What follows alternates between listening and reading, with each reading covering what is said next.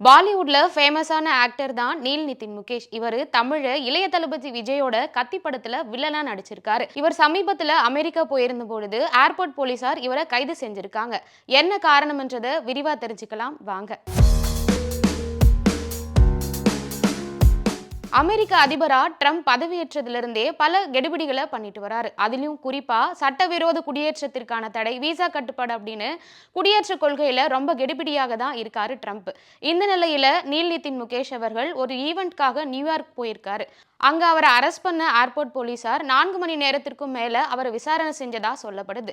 இது குறித்து விளக்கம் அளிச்சிருக்காரு பாலிவுட் ஆக்டரான நீல் நிதின் முகேஷ். அவர் ஒரு பிரஸ் மீட்ல என்ன சொல்லியிருக்காரு அப்படின்னா, நான் ஒரு ஈவென்ட்காக நியூயார்க் போயிருந்தேன். ஆனா ஏர்போர்ட்ல நான் இந்தியனே கிடையாது, ஃபேக் பாஸ்போர்ட் யூஸ் பண்ணி அமெரிக்கால சட்டவிரோதமா உள்ள நுழைஞ்சிட்டேன் அப்படின்னு பல காரணங்களை அடுக்கி என்னை ஏர்போர்ட்லயே அரெஸ்ட் பண்ணிட்டாங்க. நான் எவ்வளவுதான் என்னை பத்தி எக்ஸ்பிளைன் பண்ணாலும் அவங்க அந்த ரீசனை ஏத்துக்க தயாராகவே இல்லை.